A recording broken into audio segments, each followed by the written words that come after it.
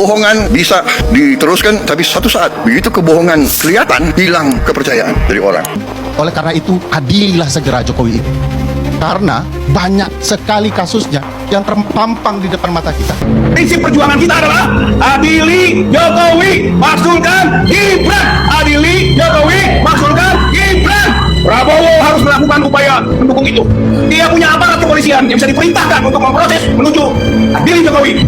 Dan dia punya juga komunikasi politik, koordinasi, konsolidasi dengan partai-partai politik yang bisa masuk ke ruang parlemen, DPR, terus MPR untuk bisa memaksulkan Gibran. Jadi ini adalah kewenangan yang bisa dia lakukan. Oleh karena itu kita tantang itu. Prabowo harus mendorong proses peradilan Joko Widodo dan mendorong juga agar Gibran Raka Buming Raka dimaksulkan. Gila loh, satu keluarga udah bikin si parpol sesepuh. Adili Jokowi. Tanggal 17 tokoh-tokoh akan berkumpul merumuskan kasus-kasus yang akan diangkat dan sekaligus akan meresmikan kantor advokasi rakyat untuk adili Jokowi.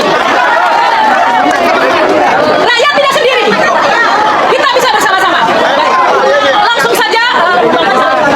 Langsung saja ini kesempatan pertama saya berikan kepada yang punya gaben, Bang Faisal Asgaf. Silakan Bang Faisal. Untuk mengatakan kepada Jokowi, berhenti mengirim pembunuh bayaran untuk meneror rakyat. Pesan sekali lagi kepada Jokowi, kamu berhenti untuk mengirim pembunuh bayaran. Untuk membunuh demokrasi, membunuh hak konstitusi rakyat. Kirim pesan kepada seluruh pejuang keadilan di negeri ini. Pada tanggal 18 Oktober, datang dari semua wilayah secara sukarela bersatu dan membacakan keputusan bersama untuk mengadili.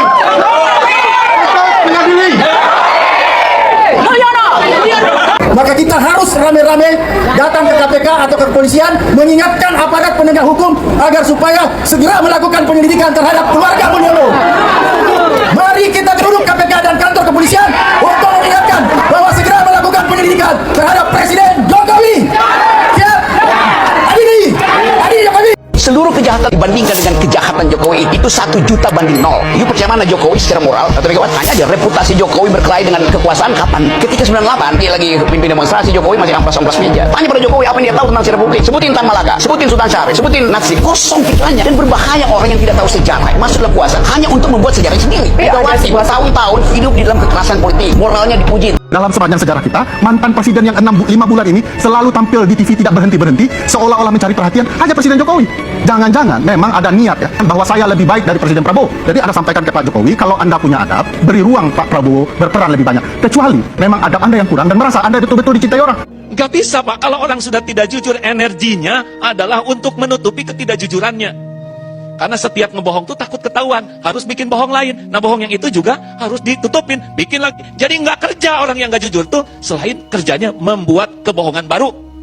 Bagaimana bangsa ini bisa besar kalau yang diberi amanahnya hanya membuat untuk menutupi kebohongan, ketidakjujuran. Habis tuh waktunya, habis energinya, dan tidak tersisa. Dia pun tidak akan pernah nyaman. Orang yang tidak jujur itu pasti tidak nyaman hidupnya. Kalau dirinya sudah tidak nyaman, itu wajahnya tidak nyaman dilihat, omongannya tidak nyaman didengar, tulisannya tidak nyaman dibaca, dan keputusannya pasti tidak akan adil. Karena ketidakjujuran tidak akan menghasilkan kebaikan. Nah supaya Pak ini bener pinter atau ngerepek iki. Lah orang banyak tuh sekarang gonjang ganjing urusan ijazah bener apa enggak. Lah kok susah amat ya. Kan kalau ada ijazah ya udah aja dong. Kasih aja, ini ijazah saya. Gitu loh. Gantung Jokowi, sekarang juga. Gantung Jokowi, sekarang juga. Kita buktikan Jokowi kecil. Kita kecilkan mulai 14 Oktober, kemudian 18 Oktober. Tangkap Jokowi. Undang-Undang 28 19 2018 itu mengingatkan bahwa nepotisme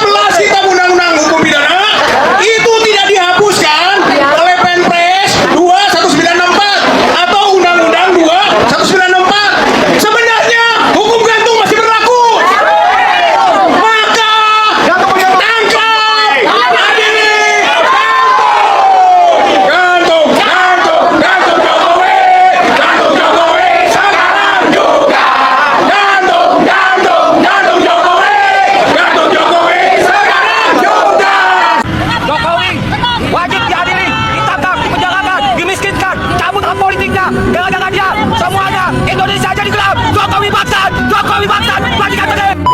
Mana gunakan audit independen yang benar-benar bisa menyatakan mana dari pantai, mana dari dua pantai. Jadi kita lanjut ke Mabes Polri. Mudah-mudahan Menteri ATR BPN ini setelah mendapatkan klarifikasi memahami apa yang dimaui oleh rakyat. Ya. Nah, obat bagi penyakit bangsa ini adalah menurut saya adili Jokowi menghasilkan Gibran. Karena ini Itu obat mujarab. oh iya, jelas. Nah, Kalau krisis ini apinya makin besar. Ya, mungkin kita harus berikan pemahaman pada partai politik ini untuk mereka mau juga bekerja sama atau menerima civil society lah, itu baru jadi. enggak, Prabowo ini memilih aliansi aja. Dia mau beraliansi dengan masyarakat atau beraliansi dengan elit-elit politik yang terbukti gagal. Tapi itu kan kalkulasi dalam kondisi situasi stabil. Ya, ini situasinya menurut Bang Faisal udah abnormal. Ya, kalau kita bicara soal national divisiveness, pembelahan secara nasional, itu makin menjadi-jadi ketika wakil presiden hanya nyaman di kelompoknya. Dan saya tambahin Mas, tambahin. Dan ini memang benar ini Bang Faisal dan Bang Refli ya. Dia itu malah beberapa waktu yang lalu itu kan menerima, dia punya kelompok relawan, kelompok YouTuber. Ya. Dan ternyata apa yang digaungkan oleh para YouTuber itu adalah justru gulingkan Prabowo. Kan aneh kan? Apakah Sekber ini bisa menjadi modal sebagai pintu masuk mengkonsolidasi para tokoh-tokoh nasional? Harus bisa kata saya. Itu. Saatnya kekuatan di luar kekuasaan berkumpul. Boleh dong silaturahmi. Ya menghentikan anarkisme, untuk menghentikan saling prasangka. Salam Pancasila. Aku kok kangen ya sama Jokowi. Ya, kalian kangen juga.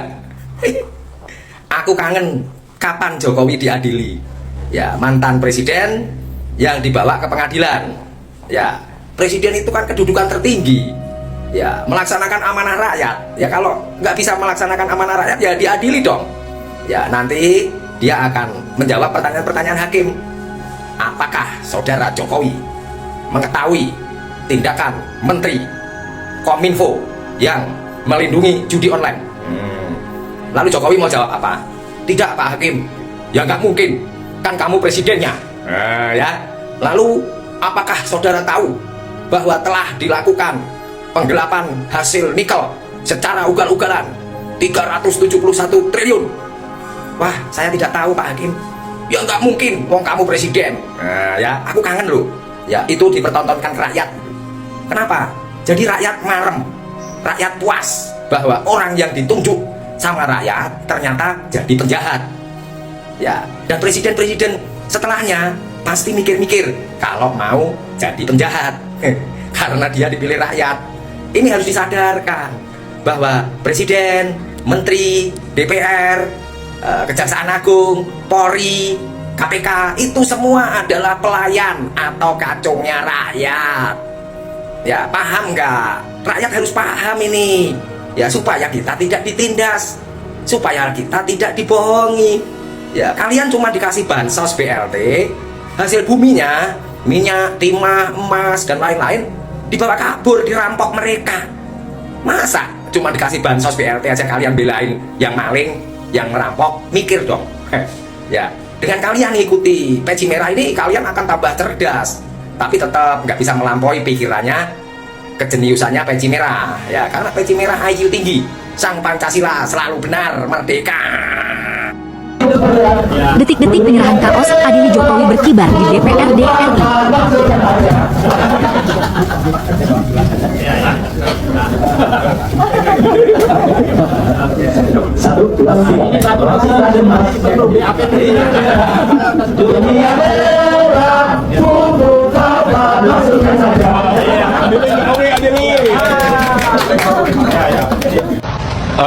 Ini kami sampaikan kepada Ketua KPK. Perihalnya segera usut tuntas dugaan korupsi Saudara Joko Widodo dan keluarganya. Sebagaimana termaktub dalam Undang-Undang Dasar 45 bahwa setiap warga negara memiliki kedudukan yang sama dalam hukum dan pemerintahan sesuai dengan pasal 27 ayat 1 Undang-Undang Dasar 45. Atas dasar itu, kami bermaksud mengingatkan kembali kepada KPK agar dalam penegakan hukum untuk memberantas korupsi tidak tebang pilih, tidak tumpul ke atas dan tajam ke bawah. Siapapun sama di muka hukum, termasuk mantan Presiden Joko Widodo dan keluarganya. Bahwa KPK berdasarkan undang-undang ditegaskan bahwa dalam menjalankan tugas dan wewenangnya, KPK berasaskan pada kepastian hukum, keterbukaan, akuntabilitas, kepentingan umum, proporsionalitas, dan penghormatan terhadap hak asasi manusia. Dengan dasar itu, kami kembali mendatangi KPK agar menjalankan semua proses pemberantasan korupsi sesuai dengan asas-asas yang telah ditetapkan oleh undang-undang, termasuk dalam menindaklanjuti laporan kami 3 tahun yang lalu dan setahun yang lalu tentang dugaan tindak pidana korupsi, kolusi nepotisme, dan dugaan tindak pidana pencucian uang keluarga Joko Widodo.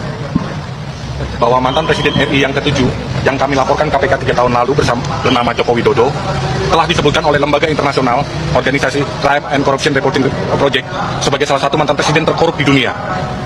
OCCRP menyebutkan bahwa Joko Widodo secara signifikan melemahkan Komisi Pemberantasan Korupsi. Selain itu, OCCRP juga menyebutkan bahwa Jokowi telah merusak lembaga pemilihan umum dan peradilan Indonesia yang menguntungkan ambisi politik putranya bernama Gibran Rakabuming Raka. Perilaku kekuasaan semacam ini patut diduga kuat telah dilakukan praktek KKN yang patut menjadi perhatian serius. Ya, saudara, ini merupakan laporan yang disampaikan oleh aktivis atau LSM yang meminta atau mendesak KPK menindaklanjuti nama Presiden ke-7 Republik Indonesia Joko Widodo yang namanya baru-baru ini masuk dalam rilis dari OCCRP terkait dengan dugaan tindak pidana korupsi. Menyayangkan pernyataan KPK yang Mengatakan kepada Jokowi, berhenti mengirim pembunuh bayaran untuk meneror rakyat. Pesan sekali lagi kepada Jokowi, kamu berhenti untuk mengirim pembunuh bayaran, untuk membunuh demokrasi, membunuh hak konstitusi rakyat. Kirim pesan kepada seluruh pejuang keadilan di negeri ini. Pada tanggal 18 Oktober, datang dari semua wilayah secara sukarela bersatu dan membacakan keputusan bersama untuk mengadili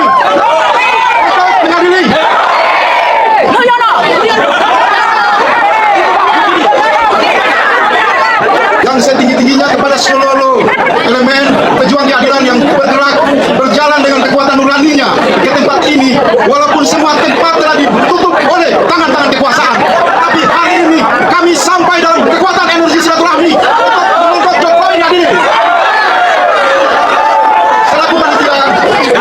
Selaku panitia, saya dan kawan-kawan, saya Bang Refli dan kawan-kawan berterima kasih.